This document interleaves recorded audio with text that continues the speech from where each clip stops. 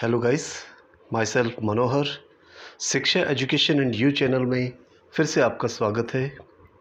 तो दोस्तों, हमारा जो टॉपिक चल रहा था टेंस, वो हमने पिछले लेसन के अंदर कंप्लीट कर दिया है। और अब आज जो मैं आपको इसके अंदर करवाने जा रहा हूँ वो है इसका कंपैरेटिवली पार्ट, यानी इस टेंस को, ये जितने भी अपने टेंस किए हैं तीनों टेंस, उनके अलग अलग जो भाग हैं उनको मैं तीनों टेंस के अंदर कंपैरिजन करते हुए कंपैरेटिवली आपको इजी तरीके से बताऊंगा कि कैसे हम इसका कंपैरिजन करके इसको इजीली सीख सकते हैं। तो दोस्तों, हमारे साथ इस चैनल से जुड़े रहें ताकि आप इस लेसन के बारे में अच्छी तरह से जान सकें और इंग्लिश को बहुत ही अच्छे तरीके से आप कर सकें। और अभी तक अगर आपने इस चैनल को सब्सक्राइब नहीं किया है तो प्लीज़ इसे सब्सक्राइब कर लें। अब देखिए, अलग अलग टेंस के अंदर मैंने आपको अलग अलग टॉपिक के अंदर एक एक चीज़ को बारीकी से, HV है, MV है या उसकी पहचान है, उसके बारे में मैंने सारा कुछ क्लियर किया था।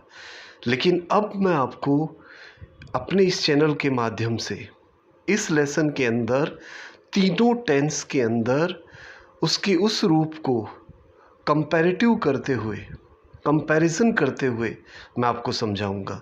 अब देखिए, स्क्रीन पे देख रहे हैं आप, सबसे पहले है आपका इंडेफिनेट टेंस, जिसे सिंपल टेंस भी कहते हैं। और ये पहला रूप होता है, हर टेंस के अंदर होता है तीनों रूप में।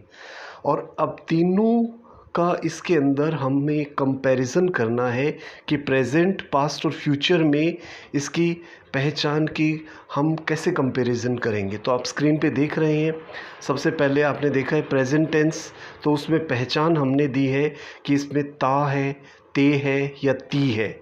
ये हिंदी वाक्यों के अंत में आते हैं। लेकिन पास्ट टेंस के अंदर ता था, ते थे या ती थी तो आते ही हैं। उसके अलावा लास्ट के अंदर आ, ई, ए की ध्वनि वाले शब्द भी होते हैं। और फ्यूचर टेंस के अंदर जो पहचान रहती है वो हिंदी वाक्यों के अंत में गा, गे, गी, इनमें से कुछ आता है। तो ये आपकी पहचान रहती है। अब देखिए, इसके अंदर दूसरे जो पॉइंट है वो है आपकी HV। अब देखिए, इंडेफिनेट टेंस के अंदर, प्रेजेंट टेंस में जो इंडेफिनेट टेंस है उसके अंदर सिंपल वाक्यों में कोई भी HV नहीं होती है।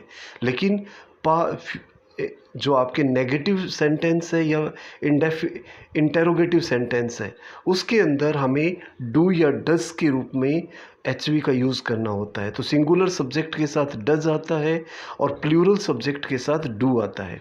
इसी तरह से पास्ट टेंस के अंदर हमें, पास्ट इंडेफिनेट टेंस में जो HV रहती है वो सिंपल सेंटेंस के अंदर कोई HV नहीं होती है, लेकिन नेगेटिव और इंटेरोगेटिव में डिड का यूज़ किया जाता है।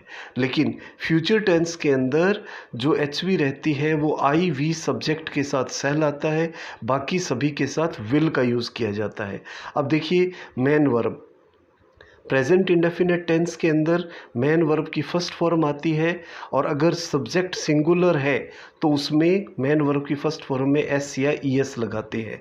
और पास्ट इंडेफिनेट टेंस के अंदर आप क्या करेंगे, सिंपल सेंटेंस के अंदर वर्ब की सेकंड फॉर्म आएगी, लेकिन नेगेटिव और इंटेरोगेटिव सेंटेंस के अंदर आपको वर्ब की फर्स्ट फॉर्म का यूज़ करना होता है। इसी तरह से फ्यूचर इंडेफिनेट टेंस के अंदर आपको मेन वर्ब की फर्स्ट फॉर्म का ही प्रयोग करना होता है। अब देखिए, इसमें स्ट्रक्चर जो दे रखा है मैंने सिंपल सेंटेंस का और नेगेटिव का, दोनों का बताया है, क्योंकि इनमें प्रेजेंट इंडेफिनेट और पास्ट इंडेफिनेट में ही थोड़ा सा अंतर होता है, क्योंकि इनमें डू, डज या डिड का जो यूज़ है सिंपल सेंटेंस में नहीं होता है। लेकिन नेगेटिव और इंटेरोगेटिव सेंटेंस के अंदर डू, डज या डिड का प्रयोग किया जाता है। इसलिए इसमें थोड़ा सा मैंने आपको स्ट्रक्चर इसका बता दिया गया है। तो अब देखिए, आगे मैं इसको और अच्छी तरह से क्लियर करूँगा सेंटेंस वाइज, ताकि आपको ध्यान रहे। अब देखिए, पहले दो सेंटेंस जो मैंने दिए हैं वो प्रेजेंट टेंस के हैं, प्रेजेंट इंडेफिनेट टेंस के। अब उसके अंदर देखिए, आप सब्जेक्ट देख रहे हैं ही प्लेज ए गेम। तो यहाँ ही जो है सिंगुलर सब्जेक्ट है, इसलिए वर्ब की फर्स्ट फॉर्म के साथ एस लगा है। और दूसरा आप देख रहे हैं नेगेटिव सेंटेंस है, जिसके अंदर आप देख रहे हैं ही सिंगुलर सब्जेक्ट है, इसलिए यहाँ पर जो एच वी आई है वो डज नॉट आई है, और डज आने की वजह से प्ले के साथ एस नहीं लगा है, तो आपका सेंटेंस बना he does not play A game. तो ये आपका प्रेजेंट इंडेफिनिट टेंस कंप्लीट होता है। इसी तरह से पास्ट इंडेफिनिट टेंस के अंदर आपको क्या करना है, वर्ब की जो सेकंड फॉर्म है उसका यूज़ करना है। तो ही प्लेड ए गेम, ये आपके सिंपल सेंटेंस हो गए। और he did not play A game, ये आपका नेगेटिव सेंटेंस है। इसमें डिड का यूज़ किया गया है और आगे वर्ब की सेकंड फॉर्म न होकर के फर्स्ट फॉर्म का यूज़ किया गया है। अब देखिए आगे इसके अंदर फ्यूचर इंडेफिनिट टेंस है।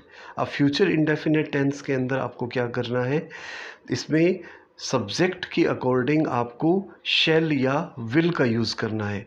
अगर आपके सब्जेक्ट आई या वी है तो आपको उसके साथ एच वी के लिए शैल का यूज़ करना होगा, और अगर उसके अलावा कोई भी सब्जेक्ट आता है तो उसमें आपको एच वी विल का यूज़ करना होगा।